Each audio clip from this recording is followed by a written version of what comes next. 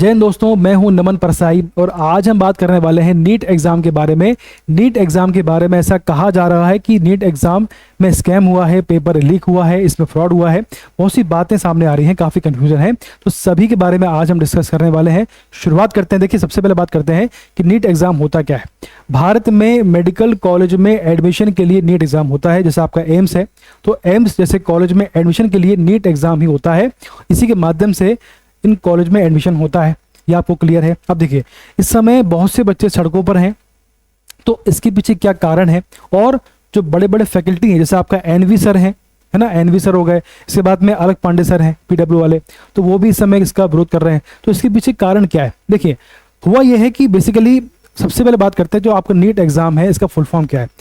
National eligibility cum entrance test, यानी राष्ट्रीय पात्रता व प्रवेश परीक्षा इसका फुल फॉर्म होता है। इसी के माध्यम से कॉलेज में एडमिशन होता है। अब देखिए, एग्जाम कब हुआ था, तो 5 मई को एग्जाम हुआ था। 571 शहरों में हुआ था। 4750 केंद्रों पर एग्जाम हुआ था भारत में। और इस सेंटर में, इस एग्जाम में लगभग 23 लाख बच्चे इस एग्जाम में बैठे हैं। बहुत बड़ा एग्जाम होता है, पूरे विश्व का सबसे बड़ा एग्जाम होता है ये, और सिंगल डे में होता है। अब रिजल्ट कब आया, तो भी 4 जून को आया, चुनाव नतीजे वाले दिन। मतलब जिस दिन भारत में लोकसभा इलेक्शन का रिजल्ट जारी हुआ था उसी दिन एग्जाम आया। तो ये बात हो रही है कि ऐसा क्यों हुआ, जबकि घोषित तारीख 14 जून थी, तो पहले इसे क्यों घोषित किया गया, इसके पीछे क्या कारण था। अब देखिए कि एग्जाम कराता कौन है। देखिए, इसका आंसर है एनटीए, नेशनल टेस्टिंग एजेंसी जो है, ये भारत में जितनी भी प्रवेश परीक्षा होती है उन सभी का ये एग्जाम कराता है ना।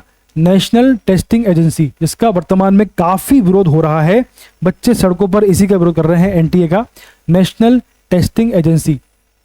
ठीक है, 17 मतलब कि नवंबर 17 में, यानी कि आज से 7 साल पहले इसका गठन किया गया था। और देखें, संस्थापक कौन था, किसने इसको बनाया, तो भी भारत सरकार का शिक्षा मंत्रालय जो है, इसके द्वारा इसका गठन किया गया, इसकी स्थापना की गई एग्जाम कराने के लिए। ठीक, देश भर में विभिन्न प्रवेश परीक्षाएं यही करवाता है एनटीए, ये आपको क्लियर है। तो वर्तमान में इसके महानिदेशक हैं सुबोध कुमार सिंह, ये आईएएस है, ये आपको क्लियर है। तो इसके माध्यम से एग्जाम कराया गया। अब चूंकि इसमें गड़बड़ की बात सामने आ रही है, तो जितने भी आरोप हैं वो एनटीए पर ही लग रहे हैं। सभी बोल रहे हैं कि एनटीए ने कुछ गड़बड़ किया है। तो गड़बड़ ये है कि 67 टॉपर हैं, यानी एक साथ 67 टॉपर हैं, यानी 67 रैंक 1 है। ये पॉसिबल नहीं होता, बहुत कम चांस होते हैं। और 1563 यानी 1563 बच्चों को ग्रे से दिया गया। इसका आधार क्या है, इसका फॉर्मूला क्या है, ये जानना है। एक ही सेंटर, एक ही कमरे से 7 से 8 टॉपर निकले हैं, ये बिल्कुल पॉसिबल नहीं होता, बिल्कुल ना के बराबर चांस होता है। तो ये सब कैसे हुआ, इन्हीं बातों के आधार पर एनटीए पर शक किया जा रहा है कि भाई कुछ एग्जाम में गड़बड़ हुई है। अब देखें, एक आर्टिकल हमारे सामने है कि देखो, हमको जानना ही है कि जो टॉपर हैं आपके, तो टॉपर है वो शुरुआत में जब 4 जून को आपका रिजल्ट आया था नीट का, तब उस समय मात्र 17 टॉपर थे। उस समय मात्र 17 टॉपर थे। तो ये बढ़कर 67 कैसे हो गया, इसके पीछे कारण क्या है। देखिए, इसके पीछे कारण ये है कि नीट का रिजल्ट तैयार हुआ तो शुरुआत में 720 अंकों के साथ में केवल 17 टॉपर थे, यानी रैंक 1 थे। फिर फिजिक्स के एक सवाल में 2 सही विकल्प वाले चैलेंज के कारण 44 बच्चों के नंबर 715 से बढ़कर 720 हो गए, यानी 44 बच्चे भी रैंक 1 हो गए। ये आपको क्लियर है। ठीक, तो शुरुआत में टॉपर थे 17 और प्लस 44, ये आपका हो गया 61। यहां तक क्लियर है। इसके बाद क्या हुआ, इसके बाद ये हुआ, इस तरह टॉपर बढ़कर 61 हो गए। फिर 6 सेंटर, भारत में 6 सेंटर, कौन कौन से, छत्तीसगढ़ के दंतेवाड़ा व बड़ौदा बाजार, गुजरात के सूरत और चंडीगढ़, मेघालय व हरियाणा झज्जर बहादुरगढ़ के एक एक सेंटर के 1563 छात्रों को गलत पेपर बंटने से समय खराब होने की शिकायत पर अलग अलग ग्रेस मार्क दिए गए। ठीक, और कि इनमें से इन सेंटर के छात्रों के अंक 20 से 720 तक पहुंच गए। समय खराब होने के चलते ग्रेस अंक के कारण हरियाणा सेंटर के है ना जो आपका हरियाणा सेंटर है, इसके 6 छात्रों के 720 अंक, एक छात्र के 719, एक के 718, जो पॉसिबल नहीं होता है ना। 719 718 अंक हो गए। दरअसल सभी छात्रों को पेपर के लिए 3 घंटे 20 मिनट का समय मिलना चाहिए था, लेकिन इन केंद्रों पर देर से पेपर शुरू होने के बावजूद समय पर खत्म कर दिया गया। हालांकि बेसिकली हुआ यह था कि इन सेंटर पर पेपर लेट चालू हुआ, तो उस कारण से जो बच्चों का समय खराब हुआ था, तो उसको लेकर इन्हें ग्रेस मार्क्स दिया गया है 1563 बच्चों का। और उन्हीं में से 6 बच्चे ऐसे हैं जिनके मार्क्स 715 से 720 हो गए, मतलब उनके 720 हो गए। तो इस प्रकार से जो आंकड़ा था वो हो गया आपका 67। तो इस प्रकार से 17 से 44 ऐड हुए, 61 हुआ, फिर 6 ऐड हुए, 67 हो गया। इस प्रकार से 67 टॉपर हो गए, जो कि अपने आप में पॉसिबल नहीं है। देखिए, एक ही सेंटर से कई टॉपर निकले, तो जांचना था कि कहीं ये मैनिपुलेशन तो नहीं है, कहीं करप्शन तो नहीं है। अब देखिए, इसको थोड़ा समझते हैं कि नेट जैसी प्रतियोगिता परीक्षा में गुंजाइश रहती है कि रैंक 1 पर 67 या अधिक छात्र आ जाएं, लेकिन मुद्दा क्या है, समस्या यह है, लेकिन ध्यान देने वाली बात यह है कि क्या सभी टॉपर अलग अलग स्थानों से हैं या एक ही सेंटर के हैं। यदि किसी एक ही शहर या एक सेंटर या एक कमरे से 6, 7, 8 टॉपर हैं, तो गहराई से जांचने की जरूरत है कि कहीं ये मैनिपुलेशन का मामला तो नहीं है, कहीं करप्शन का मामला तो नहीं है। एक ये professional entrance exam system of elimination पर आधारित है।